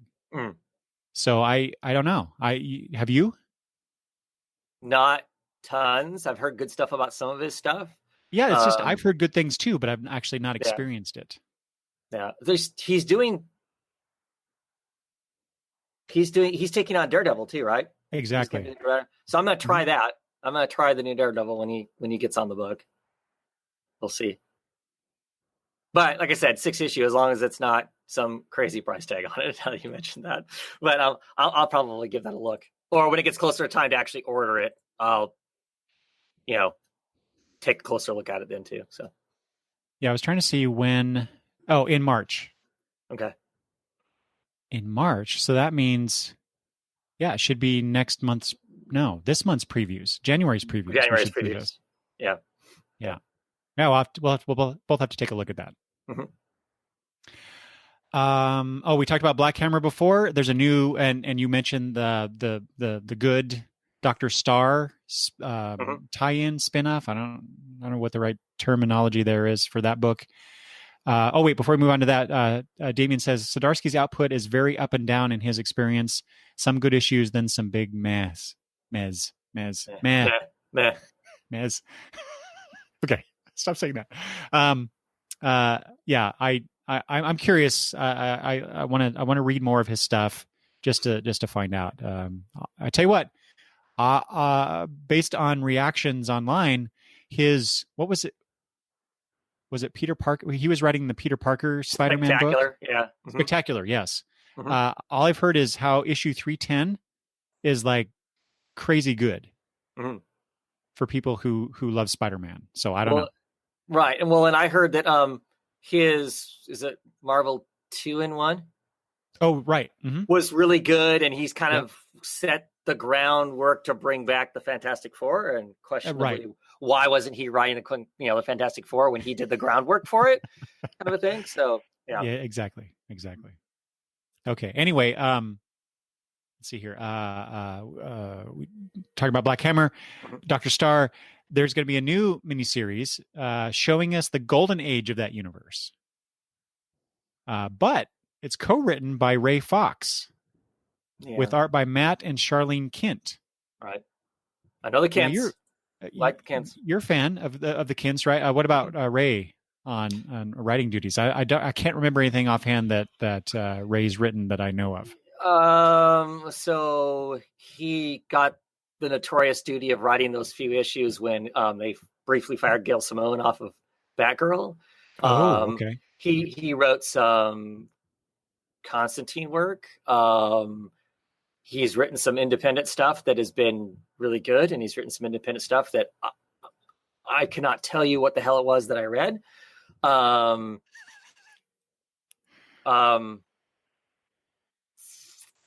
Yeah, I don't know. I mean, so this is the first thing that's not been actually written by Jeff Lemire. I mean, co-written. What does that mean? Does that mean he's giving Ray a loose plot and then they're playing with his characters? That's not the same. Right. So I will check it out. I am not terribly excited because of that. Yeah, that makes me a little nervous as well. But delving into the history of the Black Hammer universe is something I'm very interested in, especially after reading the Dr. Starr miniseries, because that touches. I'm sure Dr. Starr will be part of this because that would be part of the quote unquote golden age era. Right. There's some aspects of that story was that. So I think it can be interesting. Black Hammer to me is I've said this before, but it's essentially a love letter to DC's Silver Age, and they have touched on a little bit of Golden Age stuff before. So I'm interested in exploring the earlier era within that universe. Oh, I am too. I just wonder because it potentially does not have the same voice as everything else has had. So, and I feel like I think I'm in Jack's boat here, who says, love Matt Kindt writing, but art makes me hesitant. I actually don't care for Matt Kindt at all. I know that makes me probably not as well liked, but because I know there's a lot of Matt Kindt fans out there, including yourself. Right, and I like him, and I like his style of art is its own thing. Well, to some degree, it also reminds me of Jeff Lemire's art. Yes, yeah. They're all, kind of this, and to some degree, Ray is the same way. They're all kind of the same school of comics. They're all friends. I think they're all Canadian. So them all teamed up together as far as they as a working group makes all kinds of sense. It's not like they've randomly grabbed some weird person from someplace and whatever. To me, it is. I just wonder how different the voice is going to be if Lemire is not actually writing it. So, I'll check it out. Yeah. Oh, yeah, definitely. Moving on, Ms. Marvel. So I can't remember if we talked about this before. Ms. Marvel, G. Willow Wilson was stepping away from Ms. Marvel. Yeah, it wasn't official the last time we talked about it. It was more of a, is she, my question was, That's right. She actually leaving? At the time, there was nothing that told me that she was gone, just that she's clearly going to be writing Wonder Woman. Right. I mean, that was the end of her doing Ms. Marvel, which it is. Yeah, so she has definitely been stated officially that she is leaving the book, but it will return in 2019 under Saladin Ahmed and Minkyu Young, I believe. And the takeaway line for this is that they want to level up her role in the Marvel universe. So I don't know. Ms. Marvel is one of those things in Marvel Comics, but comics in general, where all I hear is, "This is such a good book. This is such a interesting character," and I've read very little of her. The most I've read of Ms. Marvel has been in the Champions book, and not her own title. So this news, while interesting to me, has no real impact because I'm not buying the book. But my sense is I should be buying this book. Are you getting Ms. Marvel at all, or have been? Yeah. I think you had. Yeah. I have every issue. You're still getting it? Yep. Okay, and I'm getting this when it comes out. Okay. Not just because of like loyalty to character, sort of a thing. I do love the character. She's a fun character. But the people who are taking over, I think, are going to be good people to take over. I really like his writing. I'm now at the point where, with the exception of Exiles, any book that he has announced that he is on, I am trying. Just because I really liked Black Bolt a lot. And then he put out an independent book, Abbott, that I really liked a lot. So I am, I'm on board for trying whatever. He's got really good emotional beats and whatnot. He's a Muslim American on top of that. So he's taking over a Muslim American character. So I would assume we're going to continue to get to read an experience of a high school age Muslim American person, operating in the United States. I'm interested in that. I'm interested in that as a story, partially because it's not my world at all. And so I am using Ms. Marvel as a small window into a piece of that world. It's not like it is like the comic book is buried in the trappings of a Muslim American person, but it is an aspect of her life. And so I like that. It's interesting. It is very much a early, fun Peter Parker Spider-Man book. It's the same sort of a thing. She's this young superhero still trying to figure out not only how her powers work, what her role as a superhero is supposed to be, but also as a young adult, what that's supposed to be, her relationship with her friends, her relationship with the greater Marvel superhero universe, her being a fan of superheroes first and now being a superhero. All those kinds of things are just awesome and fun. Do I think the book is as good now as it was like the first 2 or 3 trades? No. It's lost some of that charm that those first issues had, and that made it because the same writer's been writing it for, I don't know, 50 or 60 issues now. And so we're kind of running into what's next. And some of the stuff that they're some of the subjects just aren't interest to me personally as a as an old guy. Some of the dating stuff is not as interesting to me, but I would assume that it would be more interesting to younger people that read it, and that's cool. I know that not every story about it is written for me and whatnot, but there's still enough about it that I love, and I'm curious to see somebody fresh jump on the character as a solo book. So I'm on board. But there's just a lot about the book that's a blast. My daughter, I bought the first trade for my daughter. She absolutely loved it. So I need to get the I was next just going to ask you that.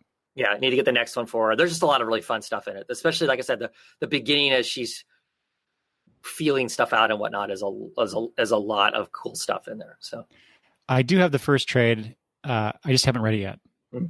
And so I think you and I have talked about it before, how your daughter has read it mm-hmm. and responded to it. And so that makes me want to also share it with Madison as well. Mm-hmm. So Sleepy Reader said something that I was thinking as well when we were talking about when I mentioned the whole leveling her up in the Marvel universe, Ms. Marvel. I agree with, sorry. A leveled up role in the universe is just about never a good thing. And that's kind of what I was thinking too. Yeah. But I mean, they've already been doing that in the Champions book mm-hmm. and having her also appear in the Avengers title as well briefly. So I mean, they've already been doing that to some degree. So I think, they're just going to continue that in some way. So, well, she is potentially the next Wolverine, I think, character-wise. Really? Yeah. Well, that's a pretty bold statement. I think that character is going to be around and will slowly be in everything.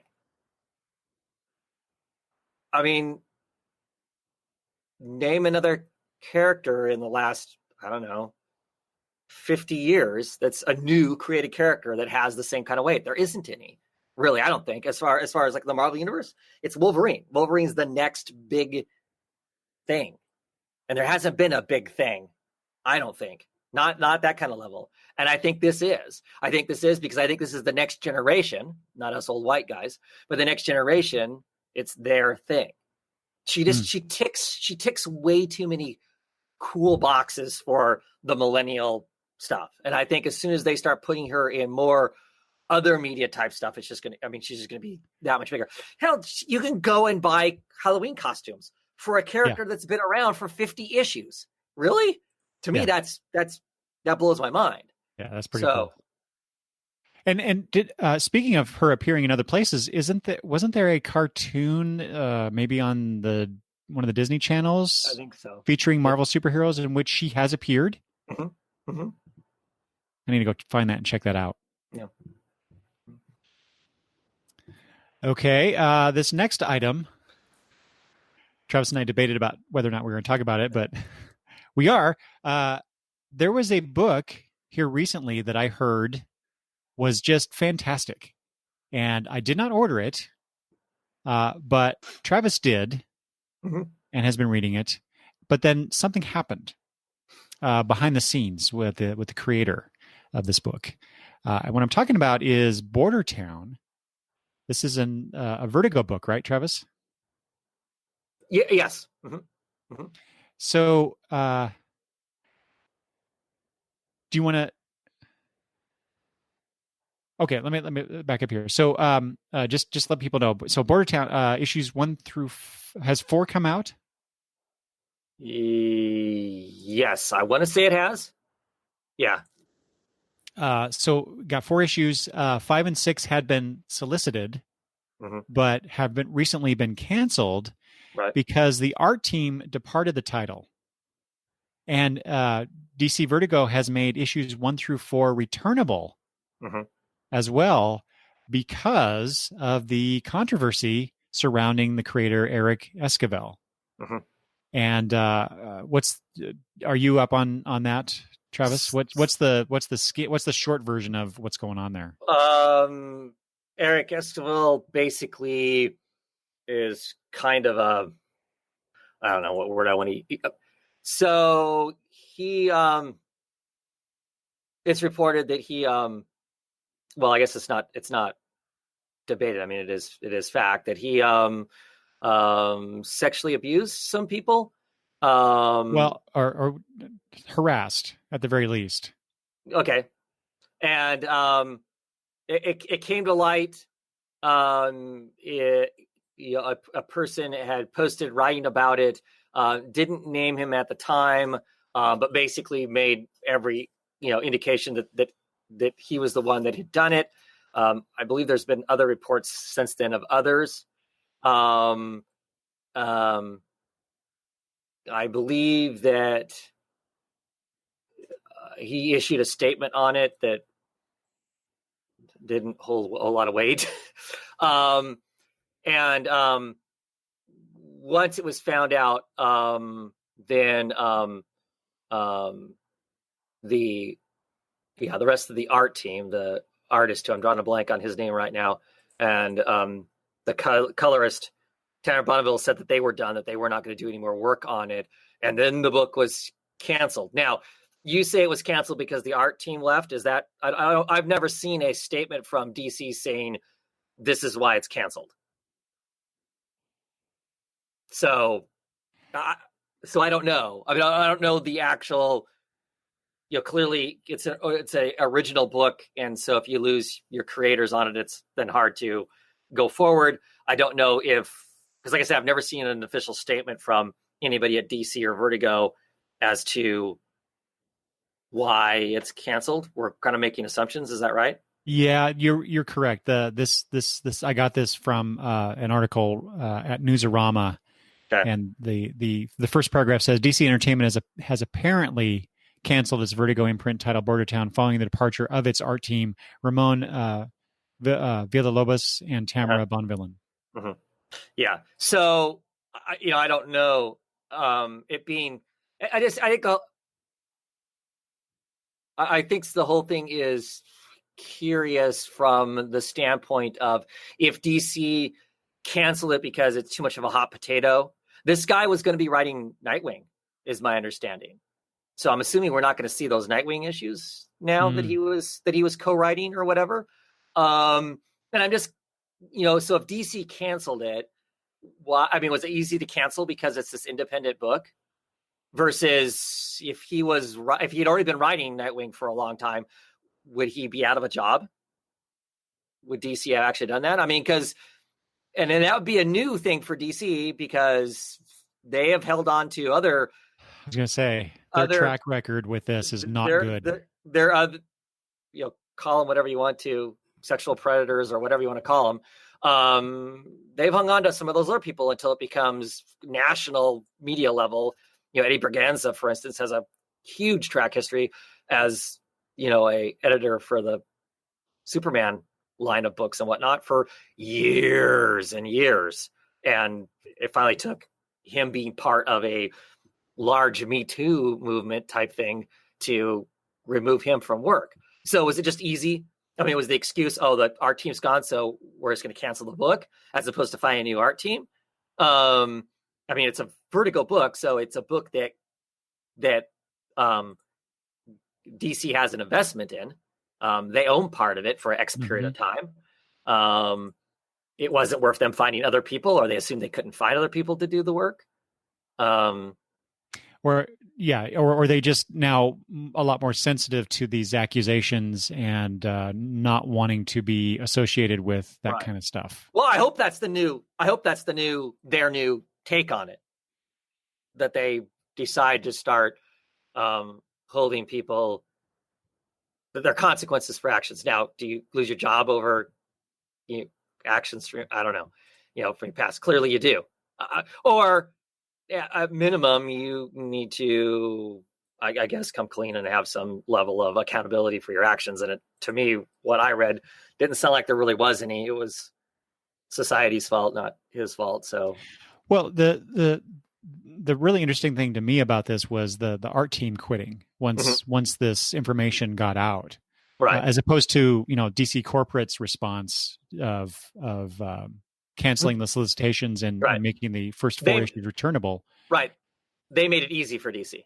Yeah, exactly. And perhaps this is just total speculation on my part.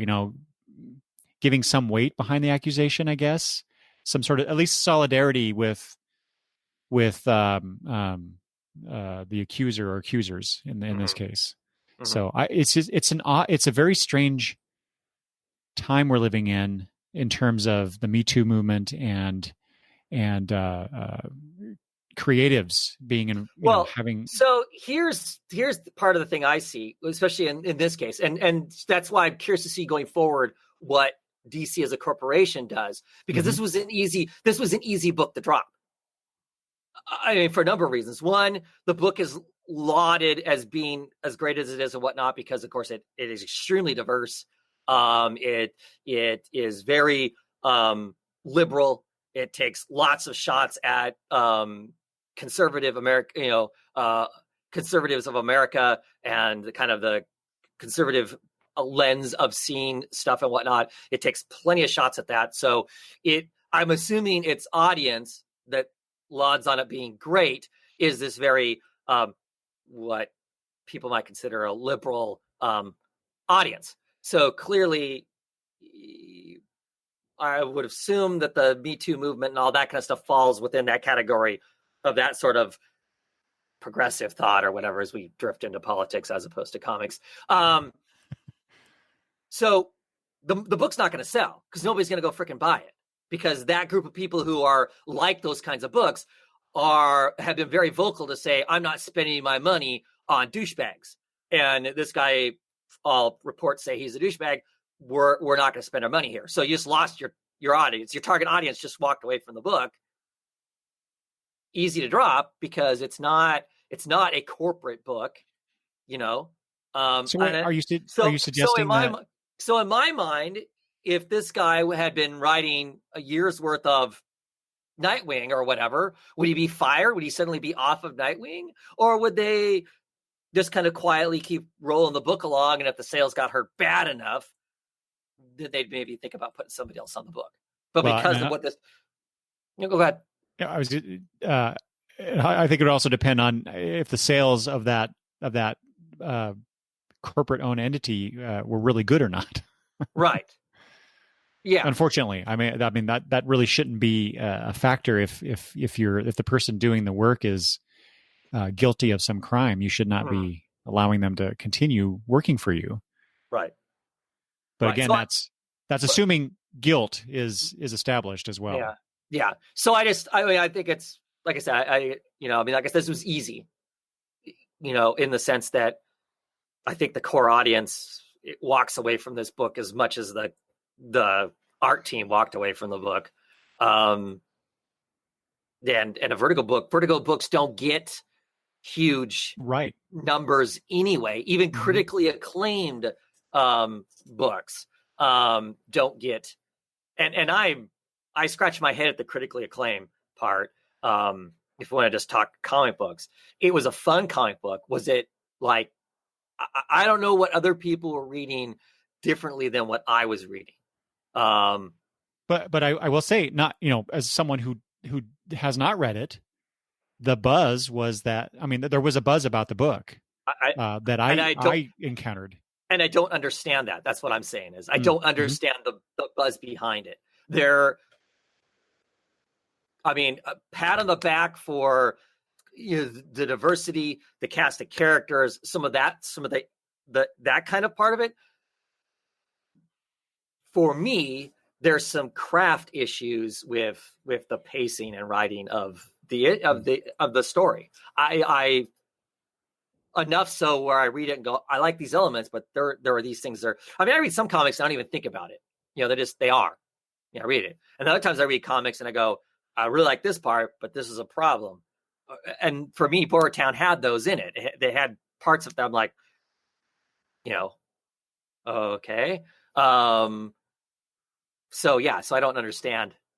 I can understand the diversity and representation buzz, if that's what the buzz is. But this is a guy whose name was at the top of writer of the year, end of the year lists of our favorite writers. His name was towards the top of some of that stuff. And I don't understand. I don't understand how that would happen because I didn't see it personally for me. Yeah, it's just definitely an interesting situation at the very least. Unfortunately, but clearly, DC must be backing it canceled at some point. If it's true that they are letting people send the books back. Oh yeah, and get exactly. the money back.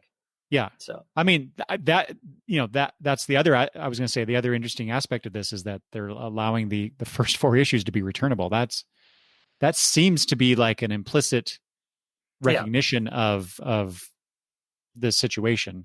Because otherwise, not in Mr. Esquivel's favor. And I think that's great but that would be those might be tough issues to sell on your shelf at this point. Them sitting there in the shops. Yeah. Yeah. Okay, Travis, we're at the home stretch here. The last couple things I just want to mention as we end this episode of Breaking Late News for 2018 information. There are 2 books that are ending. One of which I put on here just because you're a big fan of the character and just wanted to get your feedback. And then another one we'll talk about after that. But Green Arrow ends in March with issue 50. What the hell? Yeah, well, I didn't even know that until I read your thing. No, I hadn't seen it anywhere. I mean, I know the Benson sisters off it. A new person's taking over one. And I read that. I'm like, what? Because I don't read the solicits. And I've been busy enough, quite honestly, through the holidays that I haven't been paying that close attention to tons of the news kind of a thing. So yes, it was. And now I'm seeing that they're going to, do some really big stuff as it rolls into it ending at 50. Yeah. This is a quote, very cool, very wild plans coming later. So when they say coming later, does that mean that in some way the book's going to get relaunched? Do you remember back? Do you remember back when Dan Didio was saying that he was swearing that Green Arrow was going to be one of the, one of the backs that carries the DC universe? And I was all excited because I'm like, yeah, here's my favorite character, and he needs a more important role and whatnot, and then it really wasn't. Was that somehow tied into the fact that we had the Arrow TV series? Was that just I think it was even before. This would be almost pre-52 is when he first started saying that. Okay. And they said that, and then they made kind of a mess out of him there at the end of things before the New 52, and then of course they wrecked him in all the ways they did in the New 52. So sans the sisters, right? Right. Their contribution, I mean. Yeah. I mean, so here recently they've been working at moving Ollie back to more, in some cases, what made him, in my opinion, the great character that I liked so much way back. I mean, there's still problems, in my opinion. I like Oliver being an older guy who's experienced more stuff and continues to have his faults, but has some level of wisdom along the way. Current Green Arrow doesn't have that. I mean, he's a young guy, and so he hasn't experienced everything yet, so he has to experience it. So in a lot of cases, he's a freaking idiot kind of a thing. But I don't, what's next? I'm curious. I mean, like I said, I love the Green Arrow character, but I've been disenfranchised with the Green Arrow character for, a lot of years now. And I haven't been collecting it consistently. As new people come on that sound like they might be doing something different, I pick the book up again and then drop it again because ultimately there's still elements in it that don't work for me. So. Mm-hmm. Well, and to tie this back to our earlier discussion about Young Justice, there's at least a scene, a meaty scene for Green Arrow in one episode that you might appreciate. Cool. And then finally, I want to mention Paper Girls is ending in July with issue 30. Are you still getting that title, Travis? Oh yeah. When it comes in, it's top of the list of things to read. Really? Yeah. I mean, so that was a book for me that started out very strong, and there was a point where I was considering dropping it, and then Brian K. Vaughan and Cliff Chiang. There was one issue. I can't remember what it was now, which one it was, but it's like they did something, and it was like, oh my God, I have to keep reading this, and it's just been like that ever since. So I've been really enjoying that series, but I have to say I'm not surprised that they're ending, around with issue 3. I'm not surprised that this isn't going to continue on. It just seems like, I mean, Vaughn's a great writer, so he could come up with a lot of different interesting things for us to read for a long time. But I guess what I'm saying is I've always felt like Paper Girls seemed like a limited series concept, not something that could go on and on and on and on. So I'm not surprised, I guess. And you aren't the only person I've heard say that. And for me, I always thinking, that with it, a time jumping and whatnot, the book could go on for forever. Of course. Yes, exactly. Whether it should or not, that's, another question. I mean, now knowing, so here's my problem. And part of me wishes I did not know that it was ending in 30 because now I start thinking, the would-be writer in me or whatever. Okay, we're at this issue. We're ending at 30. It's like knowing how many episodes of something's left if I'm watching television too. I start to think, okay, they're going to start wrapping this up. Here's my clues. This is what, I mean, to some degree, it wrecks it for me in that I can see stuff because nothing's new.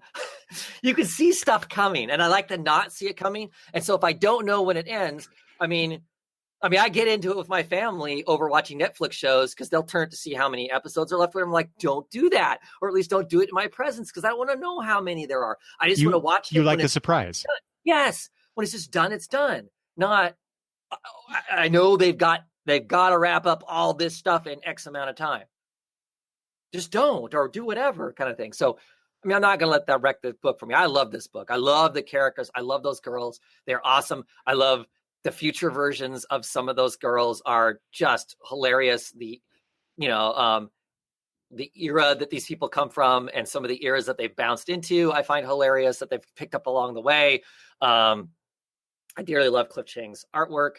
I'm not sad to see it go, because it's its own thing and it's done its own thing. And this is the plan.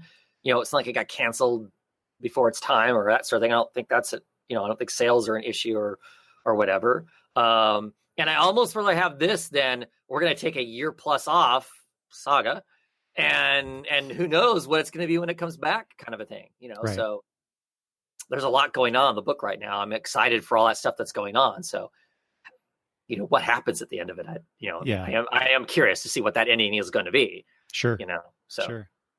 Yeah, it's been a great surprise, I think, that book. And I think going forward, that's going to be one of those books where people will discover later and discover what a great concept, what a great story it was. And they missed out reading it as it was happening. Yeah, serialized. Mm-hmm. Okay. Travis, that's all I have. All the news that's fit to within, just now beyond 2 hours. Yeah. for the end of 2018. Is there anything else you would like to add before we go? Nope. Okay. It was an interesting year of comics, and I'm sure that 2019 will be interesting too. So. Yeah. Yeah, I'm looking forward to our future discussions. I have some ideas for things that I would like to discuss with you beyond the news realm, Travis. So Oh, I'll be talking to you about that soon. Ron? All right. So as I mentioned earlier, Travis does his own videos on YouTube about comic books. Travis, why don't you remind folks that are in my podcast feed where they can find you if they'd like to watch you talk about comics? So head over to YouTube and just type in Oddfellows Thoughts. Make sure you get all of Oddfellows Thoughts in there. Otherwise, you end up with a semi-secret society. And check me out if you like. You got to stop promoting them because I think people might be actually seeking that out instead of you. Yeah. Could be. That's cool too. Whatever. All right. Well, and I would like to say thank you to everybody who joined us live on Google Hangouts and provide comments and commentary and feedback as well. So thank you, everybody, and thanks everyone here for listening and watching the video, as it were. If you have comments you would like to send me about this news or any of the commentary that Travis and I have offered, especially Travis, you can always leave comments below the video or the post at longboxreview.com. You can also email me. I've only been doing this forever, and I still get tongue tied on that. Email me at longboxreview@gmail.com, or you can look me up on Twitter and comment there at longboxreview. So again, as always, thank you everybody. Thanks for joining us, and I guess we'll talk some other news later, Travis. Awesome. All right, take care. Bye, everybody.